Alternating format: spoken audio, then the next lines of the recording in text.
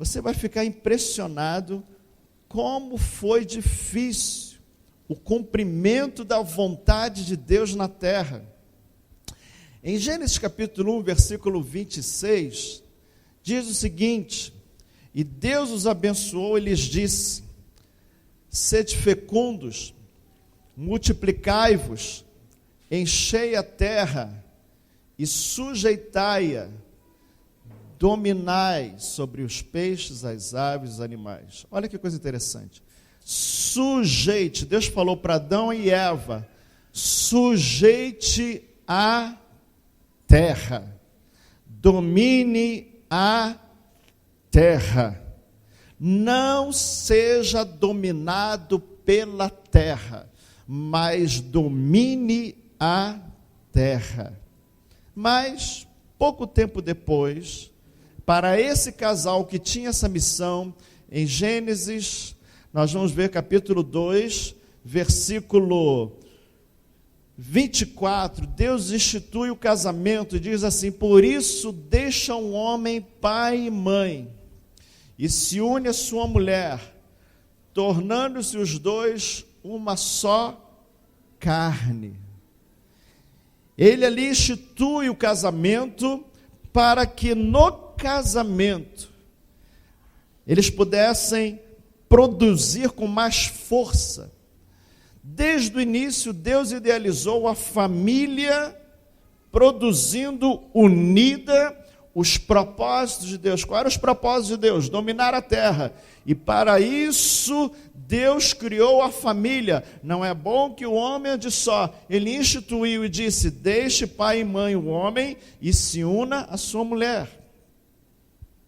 Agora, com essa família formada, o que aconteceu? Capítulo 3, Gênesis capítulo 3.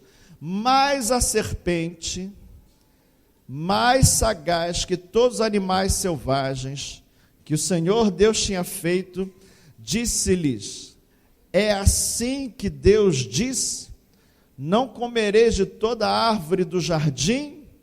Respondeu-lhes a mulher: do fruto das árvores do jardim podemos comer. Verso 4. Então a serpente disse à mulher: é certo que não morrereis, porque Deus sabe que no dia em que dele comerdes, se vos abrirão os olhos, e como Deus sereis conhecedores do bem e do mal. Vendo a mulher que a árvore era boa para se comer, agradável aos olhos, e árvore desejável para dar entendimento, tomou-lhes do fruto e comeu, e deu também ao seu marido, e ele comeu. Olha que coisa, queridos. Uma família chamada para dominar a terra. Agora a mulher começou a conversar com uma serpente.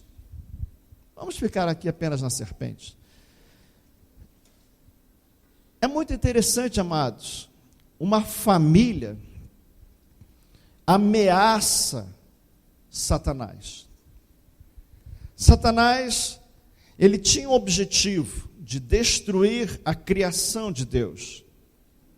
Só que agora o homem não está só, agora o homem está casado. Um precisa ajudar o outro para que eles possam cumprir a missão. Mas de repente, uma serpente interfere no relacionamento do casal. A mulher começou a bater mais papo com a serpente, começou a entrar na conversa da serpente, e o homem não está sabendo de nada. É muito sério isso. Satanás, quando vê uma família constituída, fortalecida, ela quer meio que isolar ou o marido ou a mulher para conversar com estranhos. Eu não vou falar só marido e mulher, até mesmo as crianças. Quer de uma certa forma isolar alguém da família para entrar dentro da família. E é tão interessante, amados, como é que a serpente entrou dentro dessa família?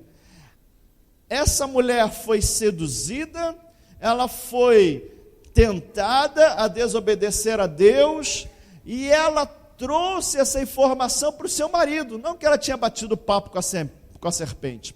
mas ela trouxe a informação que era bom comer aquela fruta. E o marido, eu não sei, talvez seja o marido banana esse cidadão aqui, esse cidadão. Que ele caiu na conversa da mulher. Amados, eu posso amar muito a Elizabeth. Eu amo demais a minha mulher. Agora, se a Elizabeth conversar comigo certas coisas que é pecado, eu falo, Elizabeth, eu te amo muito, mas isso é pecado. Eu te amo demais. Você é minha mulher. Eu jurei te amar, te honrar, te respeitar todos os dias, até que a morte nos separe. Mas isso é pecado, Elizabeth. Só que Adão não tomou essa atitude. Ele foi levado. Às vezes nós queremos agradar mais a nossa mulher do que a Deus. Às vezes nós queremos agradar mais o nosso filho do que a Deus. Às vezes meu filho pede certas coisas. Por exemplo, meu filho falou, pai, posso ver Super-Homem Batman? Eu falei, não pode.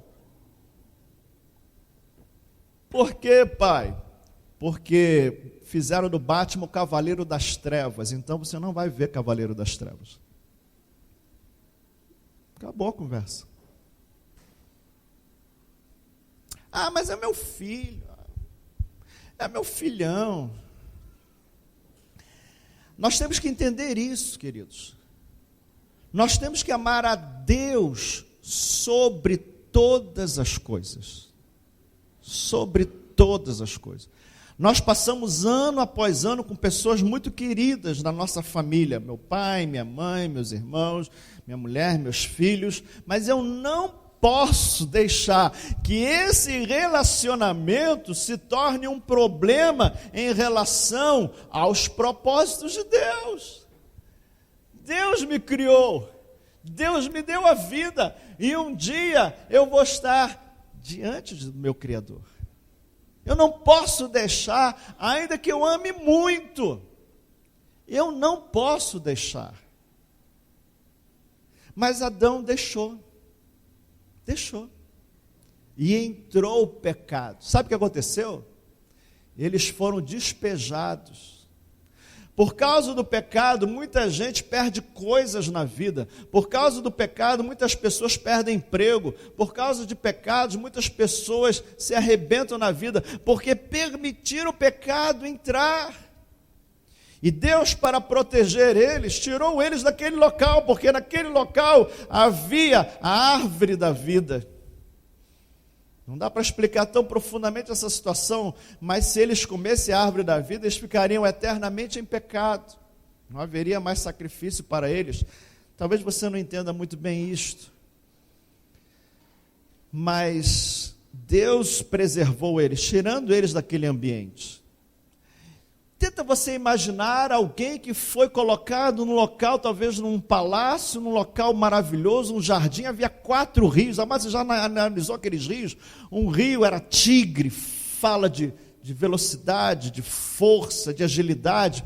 Outro era o rio Eufrates, fala de prosperidade. Tinham 4 rios que banhavam aquele jardim. De repente Adão perdeu tudo aquilo, porque foi levado na conversa da sua própria esposa. Eu acho que Adão entrou em depressão. Eu acho. É apenas uma suposição. Em seguida, amados, o que aconteceu? Gênesis capítulo 4, verso 1.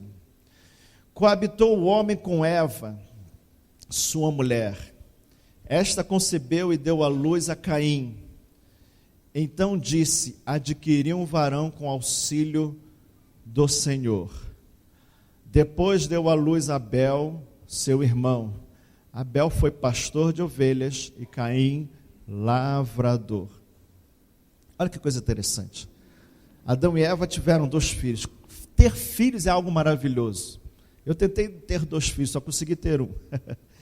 Mas eles tiveram 2 filhos.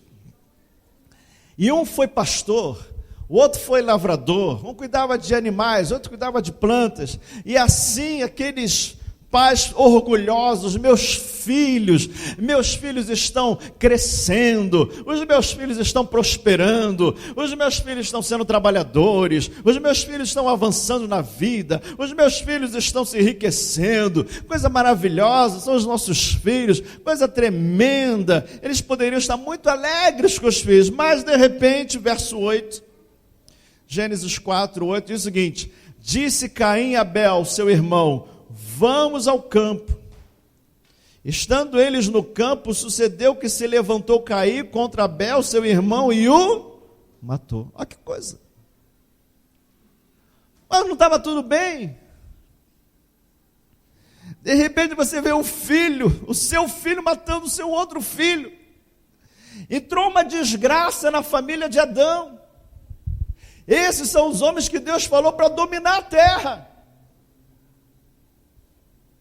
Mas eles não vigiaram, desobedeceram e achavam, vamos continuar tendo filho, vamos continuar a vida, a gente foi despejado, a gente fez coisa errada, vamos caminhando, vamos levando a vida. Meu amado, a vida não é para ser levada assim não. Se algo entrou dentro da sua família, isso precisa ser resolvido, porque se isso não é resolvido, Satanás tem acesso, e Satanás vai tentar, vai rondar, vai procurar outra brecha, porque se ele encontrou uma, ele pode encontrar duas, ele pode encontrar três, ele pode encontrar 4 brechas na sua casa.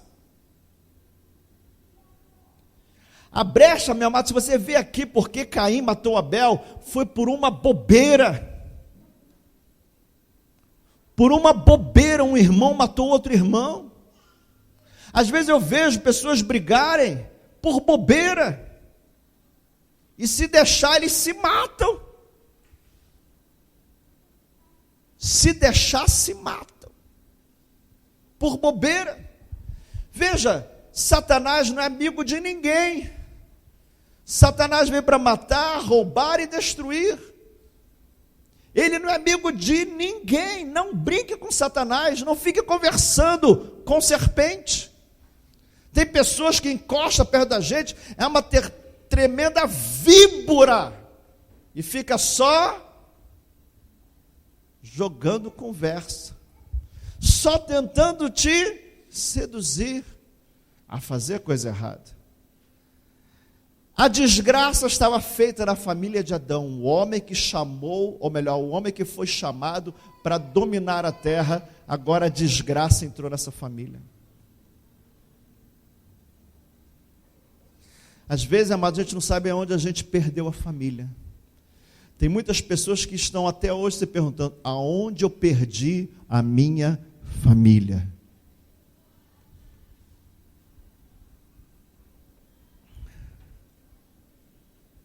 A gente tem que tomar cuidado com cada ato. A gente tem que tomar cuidado com cada palavra. Uma palavra maldita, o nome já diz, é maldito. Uma palavra maldita, o nome já diz, é maldito. Você pode perder a família ali. Mas a história não termina aí. A coisa ficou séria. Perdeu-se um filho. Em Gênesis capítulo 4, verso 25, diz o seguinte: tornou Adão a coabitar com a sua mulher, e ela deu à luz um filho, a quem pôs o nome de Sete, porque disse ela, Deus me concedeu outro descendente em lugar de Abel, que Caim matou. A Sete, olha que coisa interessante, a Sete nasceu-lhe também um filho, ao qual pôs o nome de Enos. Filho de Sete se chama Enos. Daí, a partir de Enos, se começou a invocar o nome do Senhor. Uau! Você reparou o que está acontecendo nessa família? Adão foi chamado para dominar a terra. Adão foi chamado para sujeitar a terra, mas somente pelo seu neto, somente pelo seu neto se começou a invocar o nome de Deus. Meu Deus! Significa o quê? Que Adão não invocava o nome de Deus.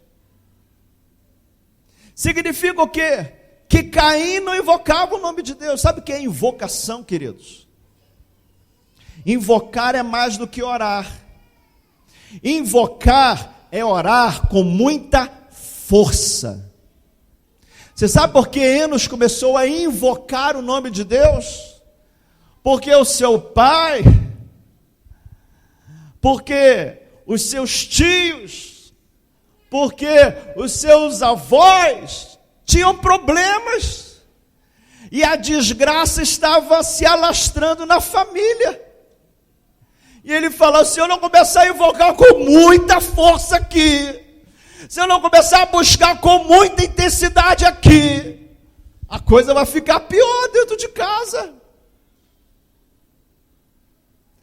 Amados, se a gente não tiver força para buscar a Deus, se a gente não tiver determinação, se a gente não souber quem é o nosso Salvador, se a gente não entender da onde vem o nosso socorro, e se nós não começarmos a gritar por socorro com Deus, amados, muitos de nós não oram, muitos de nós apenas pensamos em Deus.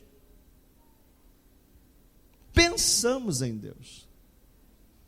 Mas vai ver a sua vida de oração essa semana. Como foi a sua vida de oração essa semana? Nós muitas das vezes não estamos clamando porque há um perigo na nossa casa, há um perigo sobre o nosso filho, há um perigo sobre o nosso marido, há um perigo sobre o nosso avô, há um perigo sobre a nossa tia, há um perigo sobre a nossa mãe, há um perigo sobre a nossa mulher. Nós temos que clamar a Deus, invocar com força, porque Satanás está vindo com fúria sobre os lares. Não podemos achar que está tudo controlado. A Bíblia nos ensina que Deus quer nos usar o tempo todo, que Deus quer nos forjar o tempo todo, que Deus quer nos preparar o tempo todo, porque há uma batalha desde os primeiros dias de vida do homem. Satanás está sempre espreitando ao derredor, procurando alguém para devorar. Você acredita na palavra de Deus? A palavra de Deus diz: Satanás anda ao derredor procurando alguém para devorar.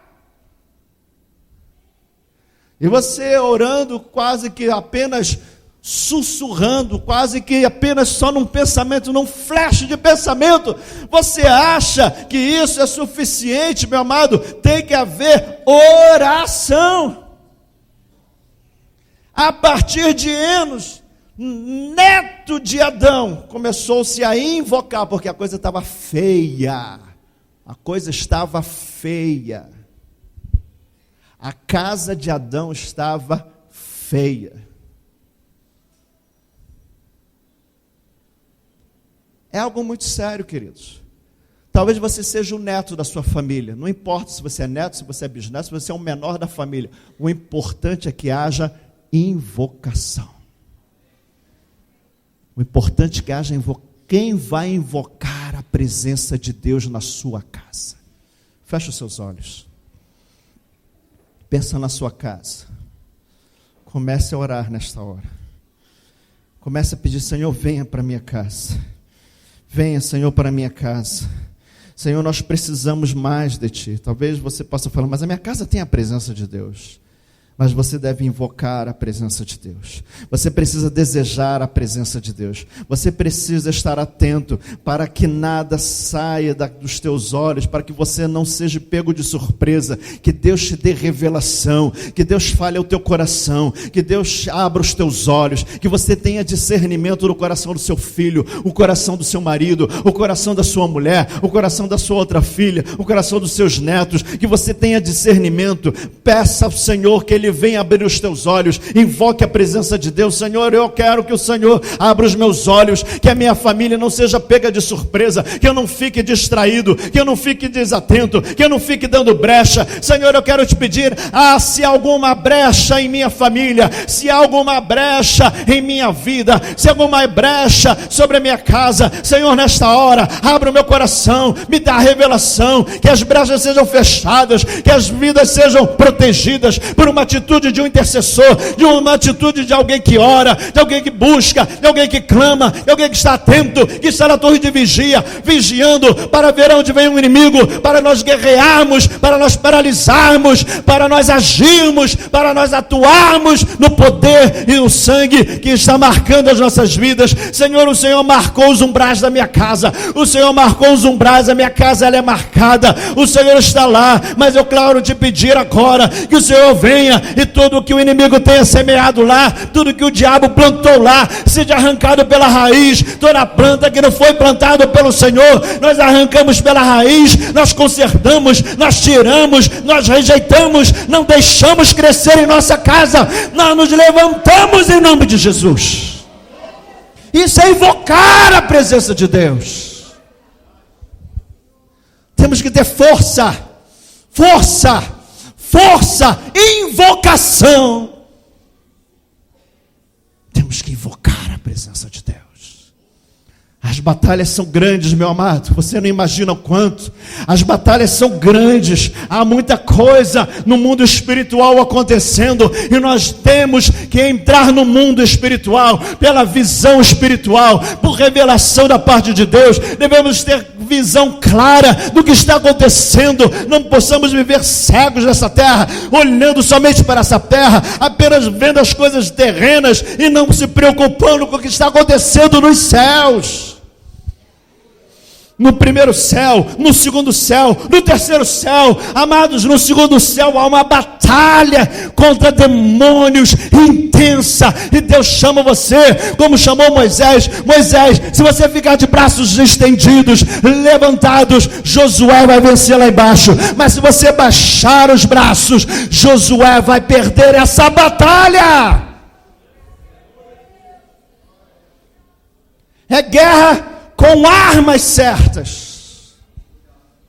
Com armas certas. Nós damos tudo para os nossos filhos, damos tudo para a nossa mulher, mas muitas das vezes não damos a nossa oração. Não oramos, não clamamos, não guerreamos. A nossa luta não é contra o dinheiro, a nossa luta não é contra as pessoas, a nossa luta não é contra os nossos parentes, a nossa luta é contra Satanás, que quer encontrar apenas uma brecha para destruir a sua casa, a sua família, os seus queridos, tudo que está ao seu redor. Ele veio para destruir você, e nós não podemos ser apáticos em relação a esta realidade. Somente o neto de Adão começou a interceder, mas a história não acaba por aí. Em Gênesis capítulo 5, versículo 18, diz o seguinte: Jared viveu 162 anos e gerou a Enoque. Depois que gerou a Enoque, viveu Jared 800 anos, teve filhos e filhas. Todos os dias de Jared foram 962 anos e morreu. Enoque viveu 65 anos e gerou a Matusalém. Andou Enoque com Deus, e depois que gerou a Matusalém, viveu 300 anos, teve filhos e filhas. Todos os dias de Enoque foram 365 anos. Andou Enoque com Deus, e já não era, porque Deus o tomou para si. Amados, não dá para fazer conta com vocês agora, mas se você pegar os anos de vida de Adão, e quando Enoque foi gerado, você vai perceber que Enoque andou com Adão. Enoque era contemporâneo de Adão. Você não precisa acreditar, isso é apenas uma ideia minha, de que Adão viveu deprimido por ter saído expulso do Éden. Mas uma coisa Adão sabia: Adão andou com Deus. Adão andou com Deus. Antes do pecado, Deus falava com Adão. Na viração do dia, antes do pecado, Deus falou com Adão e trabalhou com ele para dar nome aos animais. Antes do pecado, Adão andou com Deus para cuidar daquele jardim. Adão contemplou a beleza das coisas celestiais, das coisas criadas. Adão experimentou isso antes do pecado. Mas de repente, Enoque, a minha imaginação chega a isso. Eu creio que Enoque foi conversar com Adão. Adão, como é que é andar com Deus? A Bíblia diz que Enoque andou com Deus. Quem ensinou Enoque a andar com Deus? Amados, nós muitas das vezes queremos tantas coisas para a nossa família. Mas é muito importante nós ouvirmos pessoas que andam com Deus. Nós às vezes temos amizade com pessoas que não andam com Deus. Nós muitas das vezes andamos com pessoas que elas murmuram contra Deus. Nós muitas das vezes andamos com pessoas que não acreditam em Deus. Nós muitas das vezes andamos com pessoas rebeldes contra Deus. Nós muitas das vezes andamos com pessoas que estão desgostosas de Deus. Amados, mas Enoque, ele andou com Deus. Ninguém nasce sabendo. Alguém nos ensina, alguém nos passa. Eu me lembro quantas coisas eu aprendi na vida da minha mãe, como ela andou com Deus. E muitas das vezes hoje eu estou tendo experiências com Deus, eu lembro da minha mãe, daquilo que ela me ensinava, de como era andar com Deus. Deus assim idealizou a família, que um pai vai ensinar o seu filho. Às vezes eu fico vendo, eu aprendi isso com minha mãe orou por mim durante 47 anos, desde quando eu fui gerado no ventre dela, ela já orava por mim, e todos os dias ela orou por mim durante 47 anos, eu aprendi isso com ela, e quando Israel foi formado, eu comecei a orar pelo meu filho, desde o ventre, todos os dias, orando por ele, pela formação dele, pelos mínimos detalhes dos órgãos dele. Comecei a falar com o Senhor. Isso eu aprendi com quem? Com a minha mãe. Às vezes nós queremos inventar coisas. Às vezes nós queremos ter a nossa própria maneira de andar com Deus, meu amado. Tudo que nós aprendemos de alguém antes de nós. Aprendemos com alguém que anda, que teve comprovadamente uma vida real com Deus. Em outras palavras, meu amado, para você crescer e fazer destaque, como Enoque se destacou nessa sociedade, e o destaque dele foi tão grande, que ele não viu a morte. Enoque não viu a morte. Enoque foi transladado, foi tomado por Deus, porque ele decidiu praticar aquilo que ele aprendeu, e ele investiu nesta vida, de tal forma, que Deus o tomou para si. Quem tem influenciado a sua vida? Com quem você tem se parecido? O que você tem aprendido? Será que as pessoas que você tem convivido, elas estão acrescentando algo em sua vida, de tal forma que você está crescendo no seu relacionamento com o seu Criador? Avalie isso, meu amado.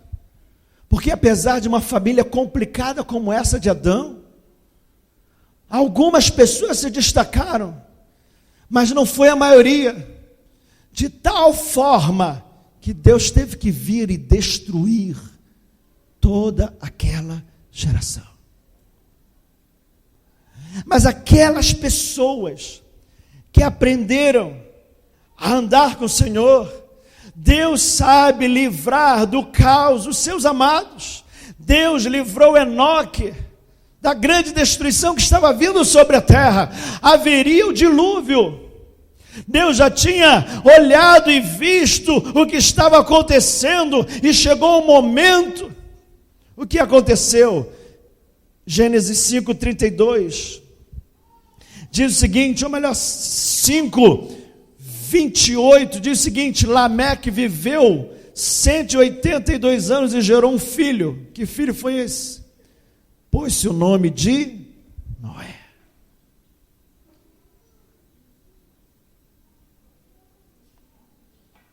Versículo 32.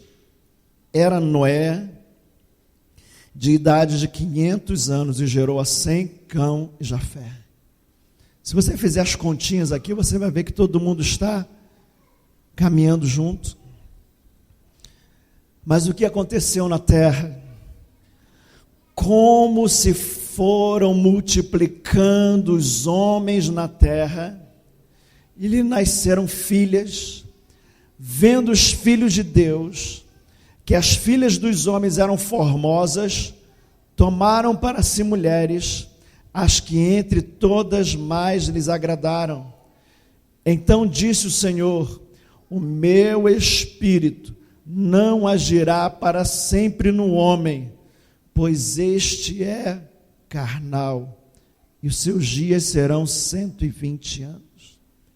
Apesar de Noé, apesar de Sete, de Enos, de Enoque, apesar desses homens que se destacaram naquela sociedade, a corrupção se alastrou. Talvez você possa falar, mas eu sou apenas um indivíduo cuidando de uma pessoa. Enquanto eu cuido desse, tem milhares de pessoas fazendo coisa errada. Será que eu vou fazer a diferença, meu amado? Deus não te chamou para salvar a terra.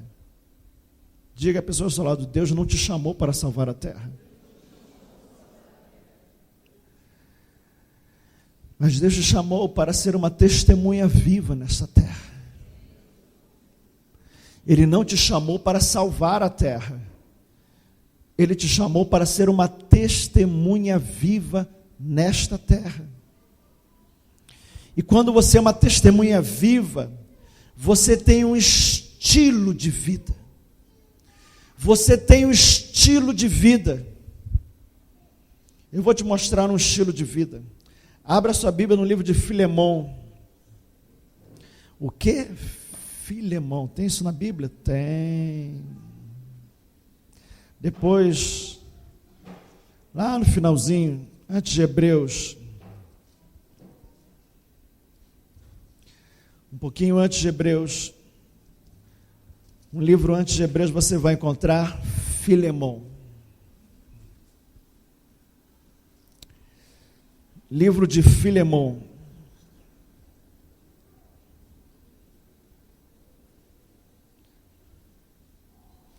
Diz assim a palavra de Deus: Paulo, prisioneiro de Cristo.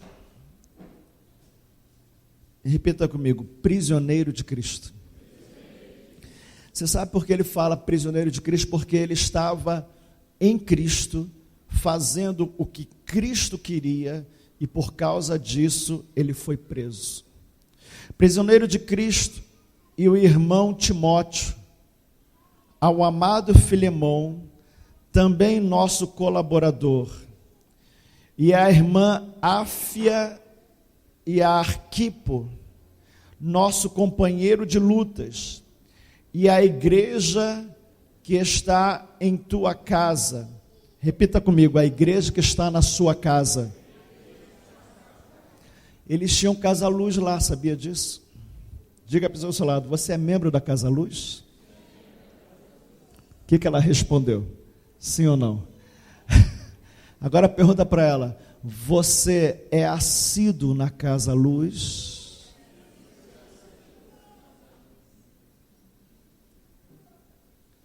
Ser membro da comunhão Ágape é ser membro de uma Casa Luz. Aqui eu não consigo pastorear ninguém. Eu aqui estou apenas instruindo a igreja. Mas aonde nós somos pastoreados e cuidados e orientados, aonde nós choramos, aonde nós rimos, aonde nós nos aconselhamos, diga a pessoa ao seu lado: numa Casa Luz.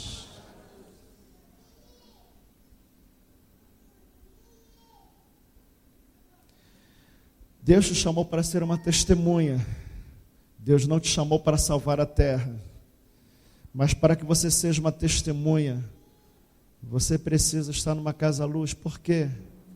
Porque lá você é lapidado, aperfeiçoado. Com quem mais você passa tempo? Com seus amigos de trabalho? Com seus amigos de escola que não te ensinam nada de Deus? Ou você tem um encontro marcado com irmãos que andam com Deus na Casa Luz? Com quem você quer se parecer? Alguém que sabe andar com Deus de tal forma que é tomado por Deus? Ou alguém que, se Jesus voltar, Ele vai dizer: eu não te conheço. Paulo estava numa cadeia. Vamos ler a Bíblia? Verso 4. Dou graças ao meu Deus, lembrando-me sempre de ti nas minhas orações, estando ciente do teu amor e da fé que tens para com o Senhor Jesus e todos os santos, para que a comunhão da tua fé se torne eficiente no pleno conhecimento de todo o bem que há em nós para com Cristo. Preste atenção nessa expressão. Que a comunhão da tua fé se torne eficiente. Você tem fé? Sim ou não? Agora, a sua fé é eficiente? Tem gente que tem fé, mas não produz nada para Deus. Significa o quê? A sua fé, como diz Tiago, é vã. Até o diabo tem fé. Até o diabo acredita em Deus. Mas a crença do diabo em Deus é eficiente para alguma coisa? Não. Enoque andou com Deus. Ele não só cria, mas andava. E ele andava porque alguém o ensinou como andar com Deus. Vamos continuar lendo a Bíblia. Verso 7. Pois, irmãos, tive grande alegria e conforto no teu amor, porquanto o coração dos santos tem sido reanimado por teu intermédio. Pois bem, ainda que eu sinta plena liberdade em Cristo,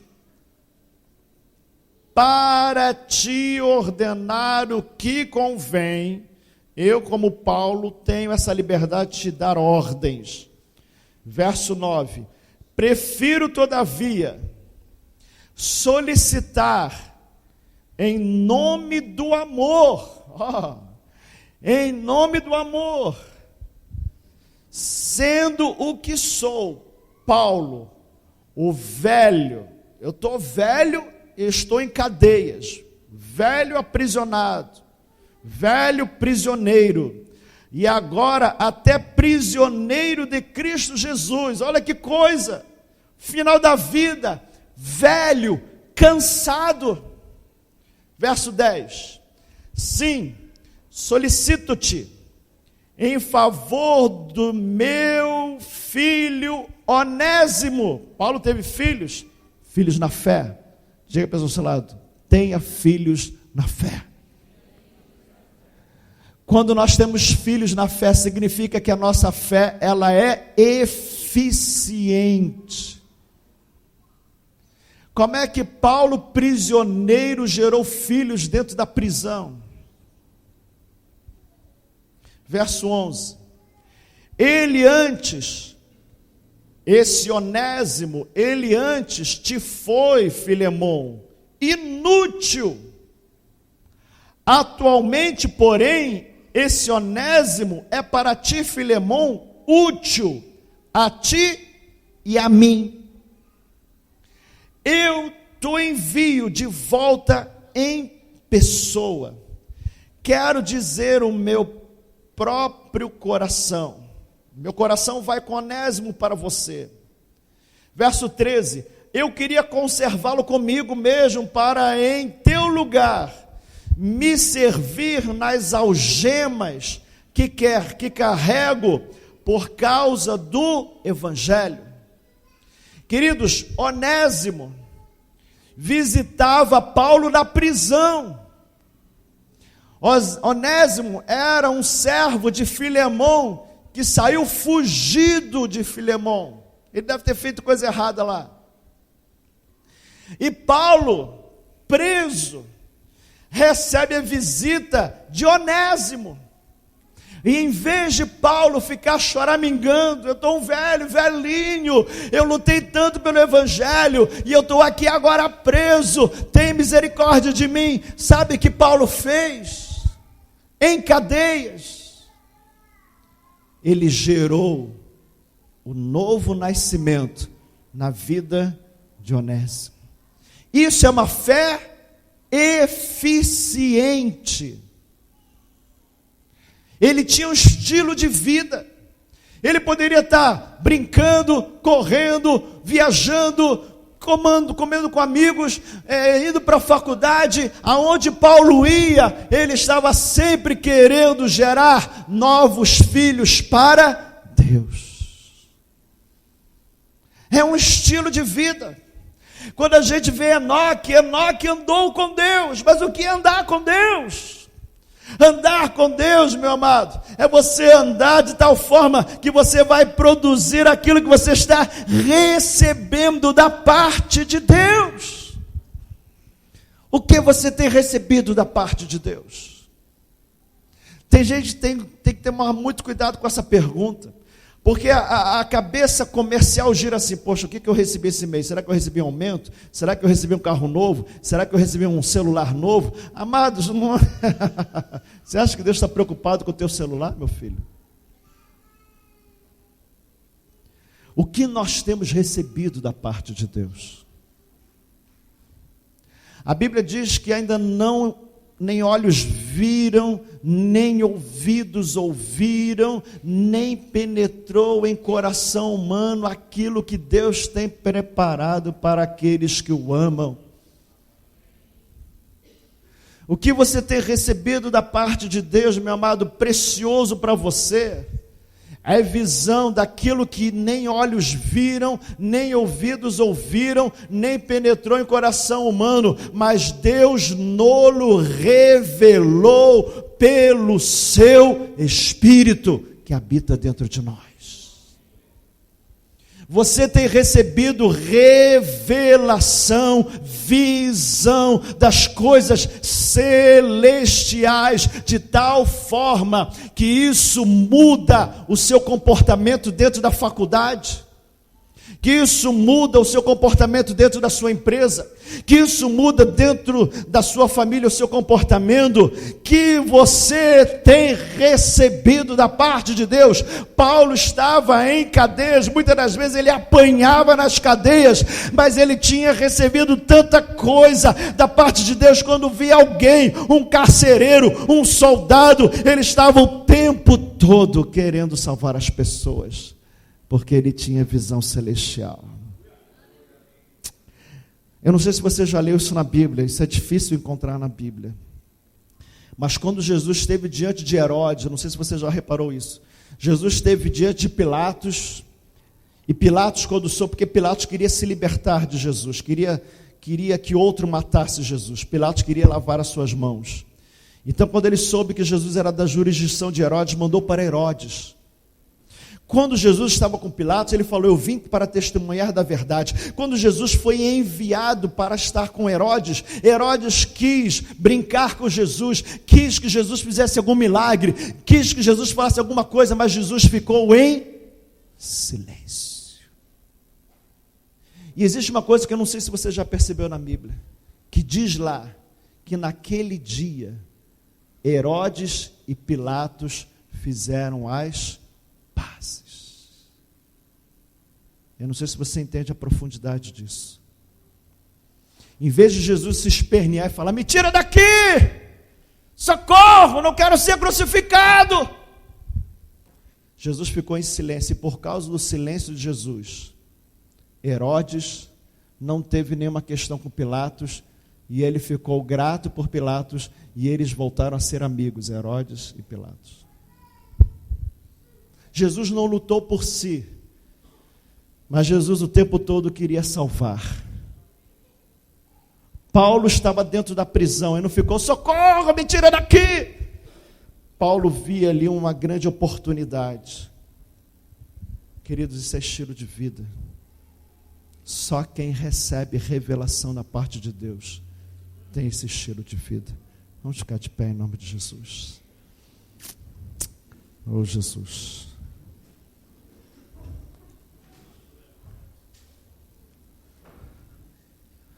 Talvez você queira defender tanta coisa.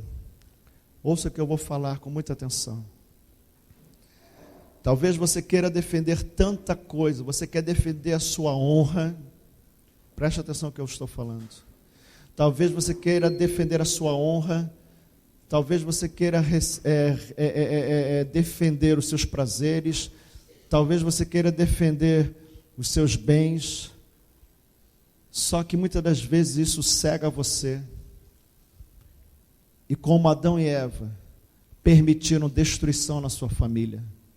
Eles perderam casa, ou melhor, perderam jardim, ou melhor, perderam triplex em Santos. Eles perderam o maior apartamento frente aos rios Tigre e Eufrates. Perderam filhos. A família foi uma desgraça, porque cada um olhou para si. Cada um olhou para si. O Evangelho, a máxima talvez do Evangelho é essa: amarás o teu próximo como a ti mesmo.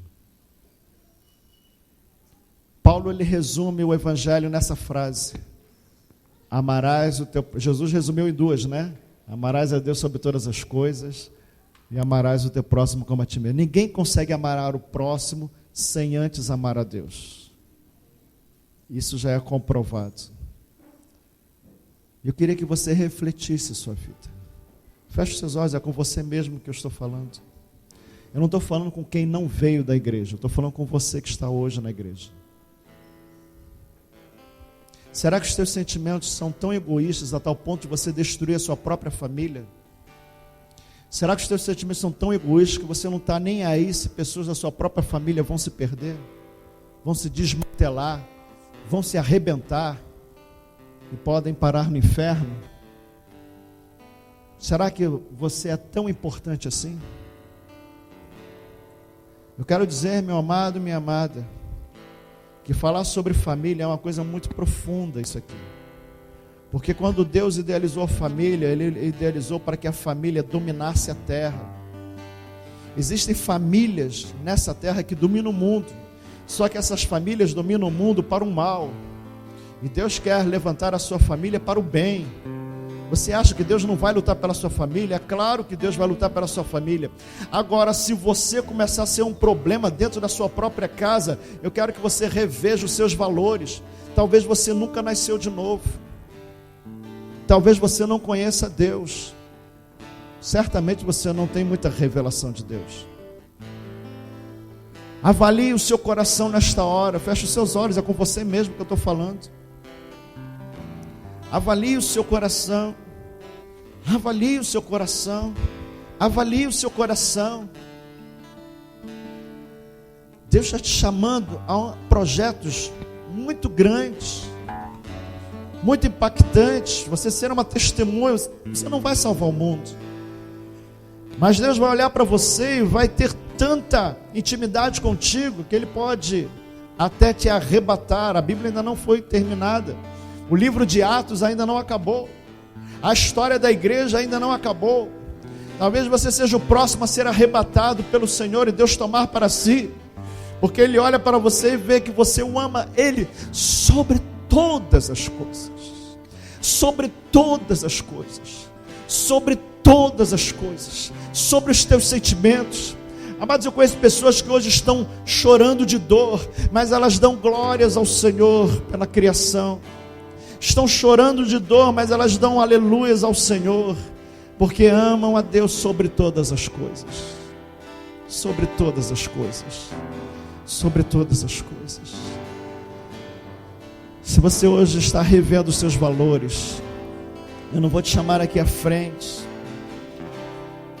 mas eu gostaria que você fizesse essa oração comigo. Nós vamos confessar, nós vamos pedir perdão por um estilo de vida errado, um estilo de vida mundano, parece vida de novela. Tem vidas que parece que vivem uma novela da Globo, daquela mais terrível, de um arrancar a cabeça do outro. Aquelas novelas da Globo, aquelas mais nojentas novelas. E Deus quer acabar com isso e levar você a ser um filme a qual muitas pessoas vão querer admirar, a encontrar inspiração em você, a encontrar um estilo de vida em você, ver a beleza de Cristo na sua própria vida, e venha refletir coisas grandes da parte de Deus.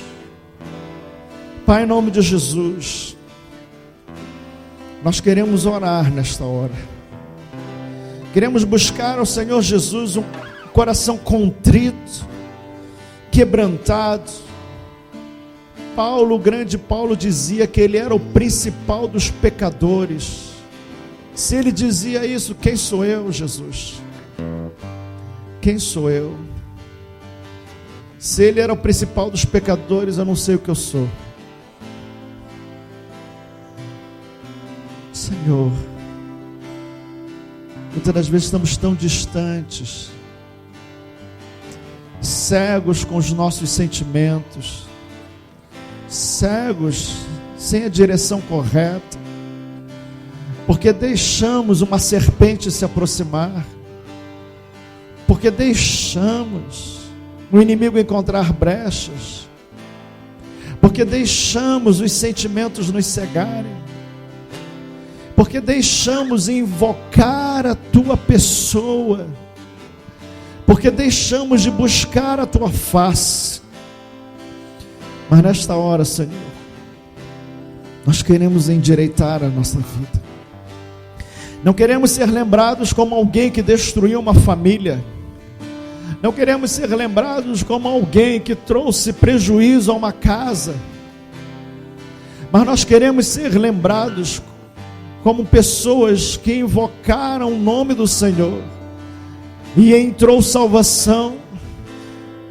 Porque um dia o Senhor falou na boca de Paulo: crê no Senhor Jesus e será salvo tu e toda a sua casa. Nós queremos, ó Senhor, ver salvação. Nós queremos ver a salvação do perdido. Perdido porque está cego, perdido porque está enganado, perdido porque está acorrentado preso, escravizado, perdido porque está iludido com sensações. Mas, Senhor, a luz em nós, a revelação em nós, há entendimento em nós, há uma palavra de vida em nós, há uma palavra de direção em nós, e nós queremos ser instrumentos como testemunhas, para que as vidas possam encontrar o caminho de Cristo, possam encontrar a salvação em Cristo, possam encontrar a libertação em Cristo, possam encontrar a solução em Cristo Jesus. Tu és a solução para os homens, Tu és o Salvador dos homens, ó Deus. Se você agora quer fazer esta oração comigo, repita assim comigo: Senhor Jesus, eu quero te pedir perdão por ter deixado os meus interesses ir à frente dos teus interesses. Hoje eu compreendo que é o Senhor a minha justiça, é o Senhor que me justifica, é o Senhor que me guarda. A minha vida está oculta em Ti, Jesus, para que eu possa refletir a Tua vida em mim, que na minha pessoa o Teu amor seja refletido, que na minha pessoa a Tua santidade seja refletida, que na minha pessoa a Tua misericórdia seja refletida, que na minha pessoa a Tua justiça seja refletida. Obrigado, Senhor, porque é o Senhor que me preenche, é o Senhor que me satisfaz, é o Senhor que batalha as minhas batalhas. Eu sou entregue a Ti, eu Te amo, Jesus. Me perdoa por tanta cegueira, mas o Senhor hoje está abrindo os meus olhos, para que eu veja o mundo celestial, para que eu veja a salvação. Amém, amém. Pai, eu Te louvo. Pode ir.